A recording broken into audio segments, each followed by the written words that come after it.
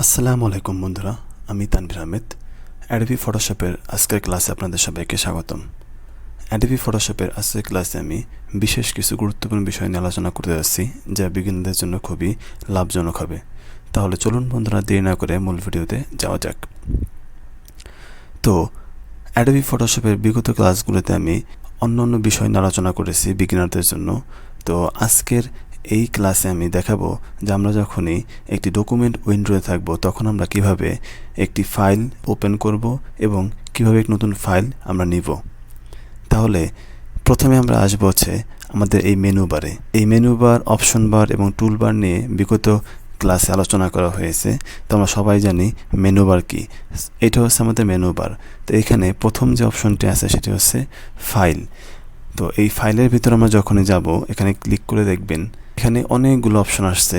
এর মধ্যে যেমন নিউ, ওপেন, ওপেন অ্যাস, এরপরে আছে এখানে সেভ অ্যাস। এগুলো যখন আমরা একটা ডকুমেন্ট এখানে ক্রিয়েট করব তখন এখানে এই অপশনগুলো আমরা দেখতে পাবো।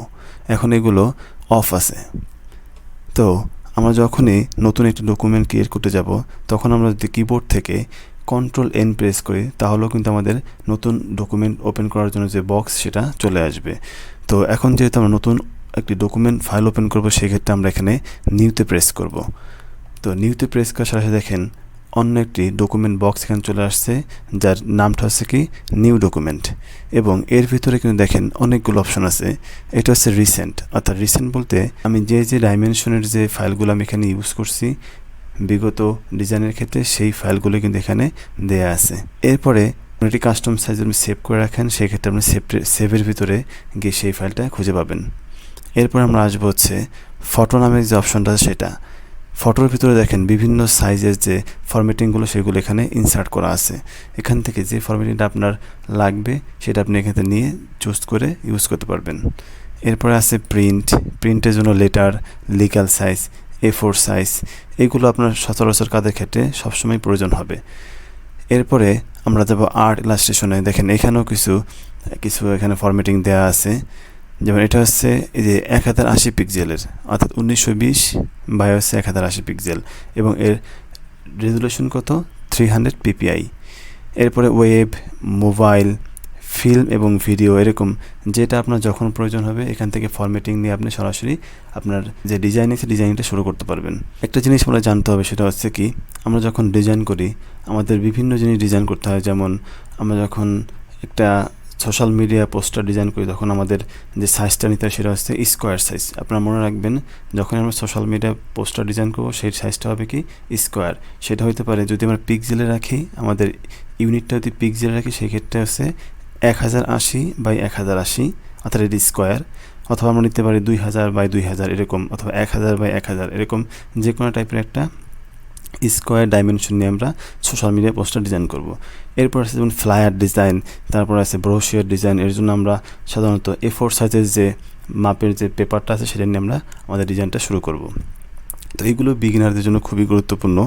তো এখন আমি এখানে আমার রিসেন্টে ইউজ করা একটি স্কোয়ার সাইজের একটি ডকুমেন্ট ফাইল আমি এখানে ওপেন করতেছি। দেখেন এর সাইজটা আছে কি 2000 পিক্সেল বা আছে 2000 পিক্সেল এবং এর যে ডেপথ আছে সেটা কত 72 ppi। প্রিন্টের ক্ষেত্রে সবসময় কত রাখবো 300 ppi, এটা আমাদের সবসময় মনে রাখতে হবে। তো এখন দেখেন যখন আমি এই সাইজটা এখান থেকে সিলেক্ট করছি তখন কিন্তু এর চারপাশে একটা ব্লু কালারের বক্স চলে আসছে। যখন আমি এখান থেকে A4 সাইজটা ক্লিক করব তখন কিন্তু এর উপরে একটা ব্লু কালারের যে বক্সটা সেটা চলে আসবে। এখন এখানে কিন্তু কিছু চেঞ্জিং আপনারা লক্ষ্য করতে পাবেন। দেখেন এখানে প্রথমে যখন ছিলাম এটাতে তখন এটার সাইজ কত ছিল, উইথের ক্ষেত্রে 2000, হাইটের ক্ষেত্রে 2000 এবং রেজুলেশন ছিল 72। এখন যখন আমরা A4 সাইজের পেপারের উপর ক্লিক করছি তখন কত আসছে, এর যে ডাইমেনশন সেটা হচ্ছে কি মিলিমিটার প্রকাশ করছে। এটা ছিল হচ্ছে পিক্সেলে, এটা হচ্ছে কি মিলিমিটারে। আপনারা এটাকে চাইলে এখান থেকে পরিবর্তন করতে পারবেন, মিলিমিটার থেকে এখানে চেঞ্জ করে দেখেন অন্য যে কোনো ইউনিটে আপনারা কনভার্ট করতে পারবেন।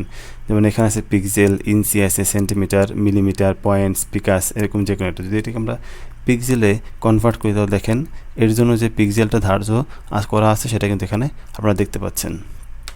এখন আরেকটা বিষয় আছে এখানে সেটা হচ্ছে ওরিয়েন্টেশন।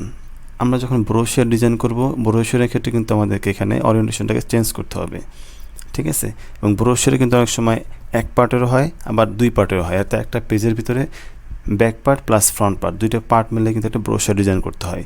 সেক্ষেত্রে আমাদেরকে এখান থেকে আর্টবোর্ড সিলেক্ট করে নিতে হবে। তো দেখেন আমরা নর্মালি যখনই একটি আর্টবোর্ড সিলেক্ট না করব তখন কিন্তু জাস্ট একটা ডকুমেন্ট আসবে। যখন আমরা এখান থেকে আর্টবোর্ড সিলেক্ট করব তখন সেক্ষেত্রে 2টা 3টা 4টা এরকমভাবে একটা আর্টবোর্ড আমরা নিতে পারবো। তো এটা গেলো হচ্ছে আমাদের ডকুমেন্টের যে সেটআপ সেটা। এখন আমরা আমাদের যে ধার্যকৃত যে ডকুমেন্ট সাইজটা সেটা হচ্ছে স্কোয়ার সাইজ। তো আমি এই সাইজটা এখান থেকে ক্লিক করে দিচ্ছি এবং এখান থেকে সাইজটা নেওয়া হয়ে গেলে ক্রিয়েটের উপর আমরা যদি প্রেস করি, এখানে যে ক্রিয়েট বাটনটা দেখতে পাচ্ছেন এর উপরে যদি আমরা প্রেস করি তাহলে কিন্তু আমার ডকুমেন্টটা চলে আসছে। এখন একটা জিনিস খেয়াল করেন বন্ধুরা, সেটা হচ্ছে আমাদের এখানে যখন আমরা কোনো ডিজাইন করব তখন কিন্তু আমাদের লেয়ারের খুব প্রয়োজন হবে। তো এখন আমরা এই যে দেখেন এখানে লেয়ারের যে আইকনটা আছে, আইকনটাতে আপনারা দেখতে না পান তাহলে আপনাদেরকে যেতে হবে সরাসরি উইন্ডোজে এখানে গেলে কিন্তু আপনারা সরাসরি নিচের দিকে স্ক্রল করে দেখবেন এখানে এই যে লেয়ারের যে অপশনটি আছে সেটা কিন্তু এখানে দেয়া আছে। এটা প্রেস করলে সরাসরি লেয়ার অপশনটা ওপেন হয়ে যাবে। এখন লেয়ারের ভিতরে দেখেন কিছু কিছু জিনিস আছে, সেগুলো হচ্ছে কি, এটা হচ্ছে আমার একটা ব্যাকগ্রাউন্ড, অর্থাৎ এখানে কোনো ডিজাইন নাই, জাস্ট একটা ব্যাকগ্রাউন্ড বা আর্টবোর্ড আমরা বলতে পারি। এবং এটা কিন্তু এখানে লক করা, এই যে ডান পাশে যে একটা তালার মতো যে একটা লক দেখতেছেন এটা হচ্ছে কি লক করা। তার মানে কি এটা আপনার মানে চাইলেও এটাকে চেঞ্জ করতে পারবেন না। যখন আপনি এটাকে আনলক করবেন তখন এটাকে আপনার চাইলে কিন্তু ডিলিটও করে দিতে পারবেন। সেক্ষেত্রে এই আর্টবোর্ডটা পিএনজি হয়ে যাবে। তো এখন আমরা বন্ধুরা কিছু ডিজাইন এখানে নিয়ে আসবো। তো আমরা যখনই কোনো একটি ডিজাইন বা কোনো একটা পিকচারকে এখানে আনতে যাব তখনই কিন্তু আমাদেরকে ফাইলের ভিতরে প্রবেশ করতে হবে এবং এখান থেকে দেখেন একটা অপশন আছে কি, সেটা হচ্ছে ওপেন করলে এটা হচ্ছে আমার একটা আনটাইটেল ওয়ান ফাইল।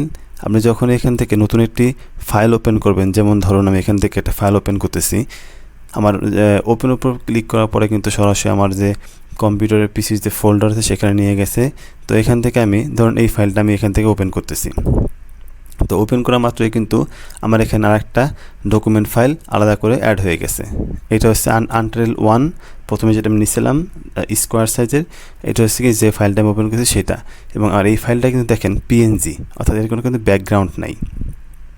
আপনাদেরকে পিএনজি সম্বন্ধে কিন্তু আমি বিগত ক্লাসে ধারণা দিয়েছি, যদি কেউ মিস করে থাকেন অবশ্যই আপনারা দেখে আসতে পারেন। তো এই যে ডিজাইনটা আছে এই ডিজাইনে কিন্তু কোনো ব্যাকগ্রাউন্ড নেই, অর্থাৎ এটা পিএনজি ফাইল। তো এইভাবে আপনারা চাইলে ওপেন করতে পারবেন। আরেকটা ওপেনের পদ্ধতি আছে, যেমন আমি যদি চাই যে আমার এই ডকুমেন্টের ভিতরে একটা ফাইল আমি নিয়ে আসবো বা একটা ডিজাইন আমি নিয়ে আসবো, সেক্ষেত্রে কীভাবে আমি এখানে ইনসার্ট করব। তো এই ক্ষেত্রে আপনাকে যেতে হবে ফাইলে গেলে এখান থেকে দেখেন ফাইলে যাওয়ার পর একটু নিচে স্ক্রল করলে আপনারা এখান থেকে প্লেস এমবেড নামে একটা অপশন পাবেন, প্লেস এমবেড। এখানে ক্লিক করলে কিন্তু এখন আপনাকে সেম প্রিভিয়াসলি আপনাকে যে পিসির ফোল্ডার সেখানে নিয়ে গেছে। এখন এখান থেকে চাইলে আপনারা দেখেন এই একটা ফাইল আছে, আমি এটাকে ওপেন করলে এখান থেকে প্লেস বাটনে প্রেস করলে কিন্তু আমার এই ফাইলটা অন্য কোনো নতুন একটা আলাদা উইন্ডোতে ওপেন হয় নাই, সেটা কিন্তু আমার এই ফাইলের ভিতরে চলে আসছে। এখন একটা জিনিস দেখেন, আমার এখানে কিন্তু ওই যে এটাকে রিসাইজ করার জন্য অর্থাৎ ছোটো বড়ো করার জন্য, এটা কিন্তু এখন ছোটো আছে, এটাকে বড় করার জন্য দেখেন বিভিন্ন কর্নার ধরে আমরা এটাকে ছোটো বা বড় করতে পারবো। সেক্ষেত্রে যে বিভিন্ন পয়েন্টার আছে, এই যে 4 কোণা পয়েন্টার আছে, এটা কিন্তু যখন আমরা বড় করলাম দেখেন এই যে 4 কোণা ধরে যে কোনো একটা কর্নার ধরে টান দিলে কিন্তু এটা বড় হবে। এখন আমরা এখান থেকে এই যে ডান পাশে দেখেন একটা আছে কি নাল বাটন, এটাকে বলা হয় বা নাল বা ভয়েড, এবং এটা হচ্ছে কি চেকমার্ক। তো এখন এটাকে প্রেস করলে দেখেন এটা কিন্তু আমার এখানে সেট হয়ে গেছে, চলে আসছে। এখন আমরা যারা ওল্ড ভার্সন ইউজ করি ফটোশপের, সেই ক্ষেত্রে কিন্তু একটু ঝামেলা হতে পারে। কীভাবে? যেমন ধরুন আমি এখানে আরেকটা ফাইল নিতেছি, এখান থেকে ওপেন করতেছি। তো আমি এখানে আরেকটা ফাইল নিব,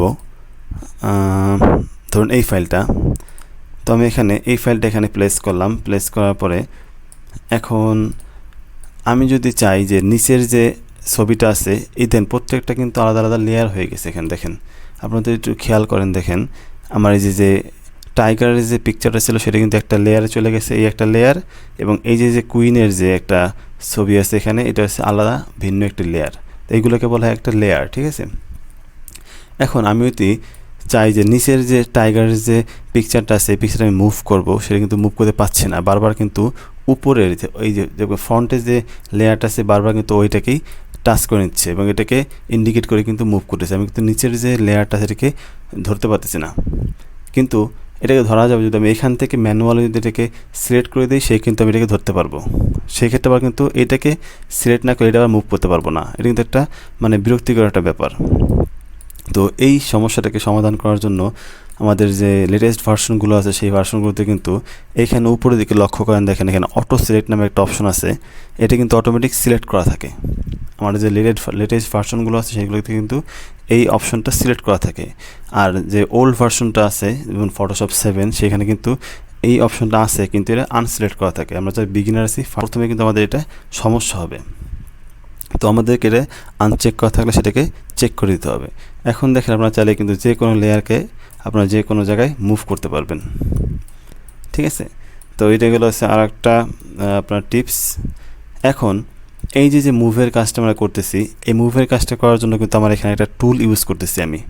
আমার যে টুলবার আছে এই টুলবারের প্রথম যে টুলটা এটা হচ্ছে মুভ টুল। দেখেন এখানে চলে আসছে হাইলাইটের ভিতরে মুভ টুল, এবং এটার একটা শর্টকাট আছে। আপনারা চাইলে কিবোর্ড থেকে যদি ভি বাটন প্রেস করেন তাহলে কিন্তু সরাসরি অন্য কোনো টুলে আপনারা থাকেন সেখান থেকে সরাসরি মুভ টুলে আপনারা জাস্ট কনভার্ট করতে পারবেন। তো এই ফার্স্ট যে টুলের কাজ সেটা কিন্তু আমরা এখানে দেখে ফেললাম যে কীভাবে মুভ টুলের কাজ করতে হয়, ঠিক আছে। এইভাবে আপনার মুভ টুলের কাজ করতে পারেন। এখন আরেকটা জিনিস, ধরুন আপনার এখান থেকে কোনো একটি পিকচারকে আরেকটু ছোটো করতে হবে বা একটু বড় করতে হতে পারে। এখন আপনারা কীভাবে এটাকে ছোটো বা বড় করবেন? এখন তো পয়েন্টারটা নাই, আগে যে পয়েন্টার ছিল চারপাশে সেই পয়েন্টার কিন্তু উধাও হয়ে গেছে।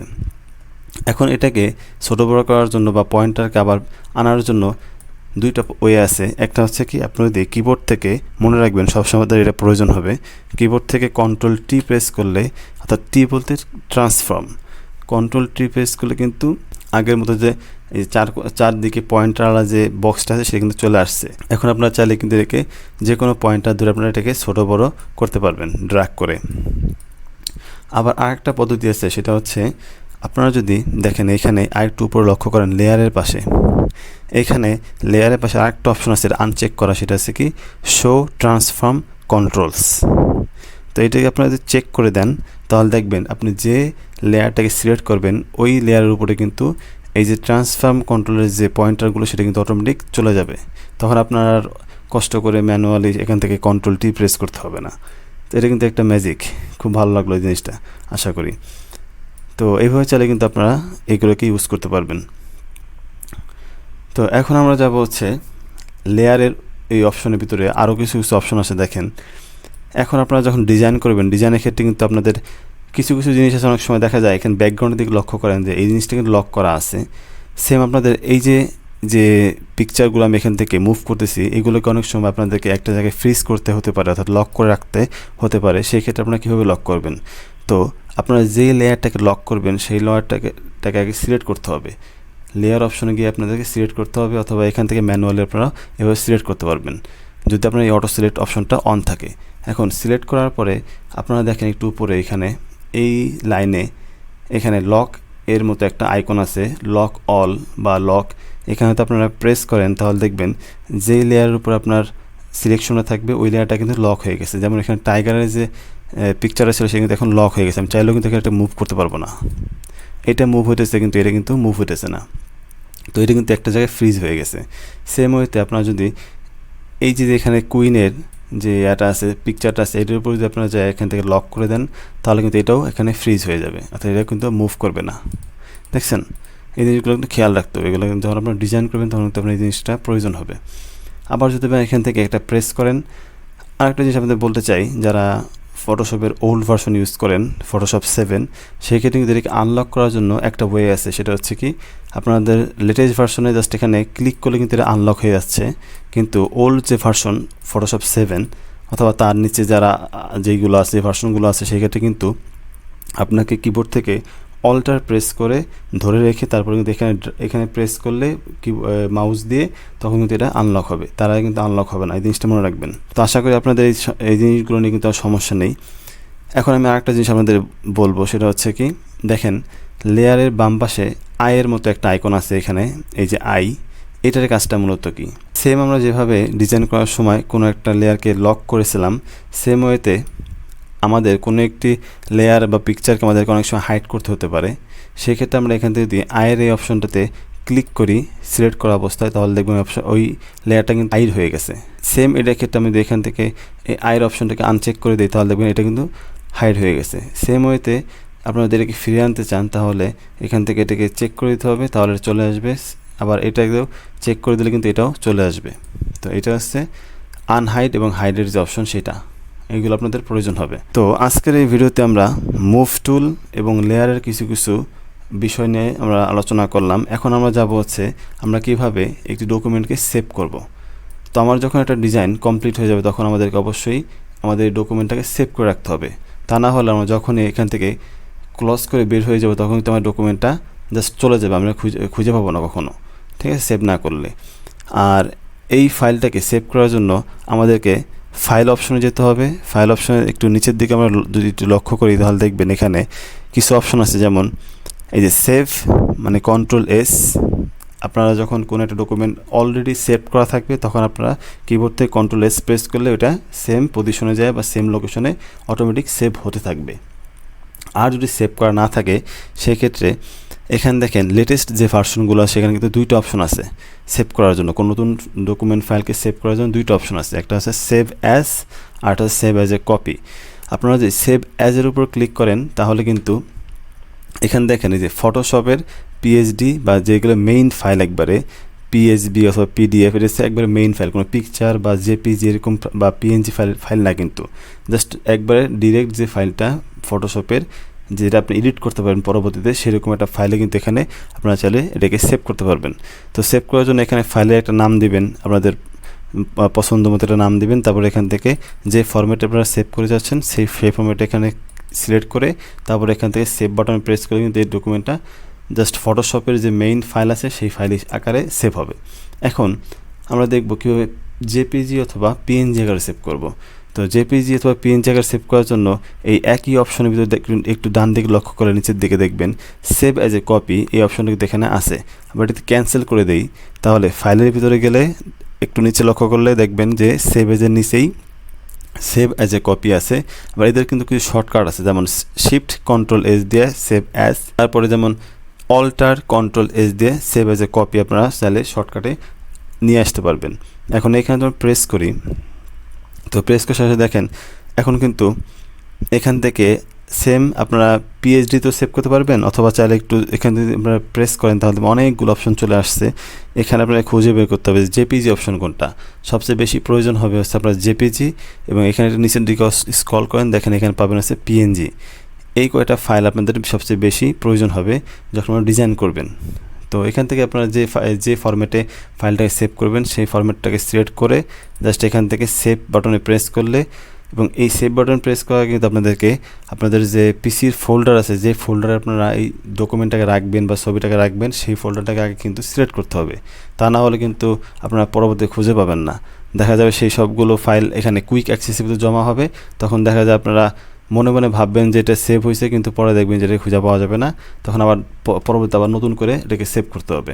এই জন্য আগে থেকে যে কোনো একটা ফোল্ডার আপনারা সিলেক্ট করে রাখবেন, এবং সিলেক্ট করার পরে এখান থেকে সেভ বাটন প্রেস করলে কিন্তু এই ডকুমেন্টটা অটোমেটিক সেভ হয়ে যাবে। তো আশা করি বন্ধুরা আজকের এই ভিডিওতে আপনাদের ফাইলের কিছু মেইন বিষয়, মুভ টুল এবং লেয়ার্সের কিছু বিষয় নিয়ে আপনাদের বুঝতে কোনো অসুবিধা হয়নি। যদি কোনো সমস্যা থেকে থাকে, অবশ্যই আমাকে কমেন্ট বক্সে জানাবেন, তাহলে আমি সমাধান করার চেষ্টা করব। এবং পরবর্তী নতুন ভিডিও দেখার জন্য আমন্ত্রণ জানিয়ে আজকের মতো এখানে বিদায় নিচ্ছি। সবাই ভালো থাকবেন, সুস্থ থাকবেন, আল্লাহ হাফেজ।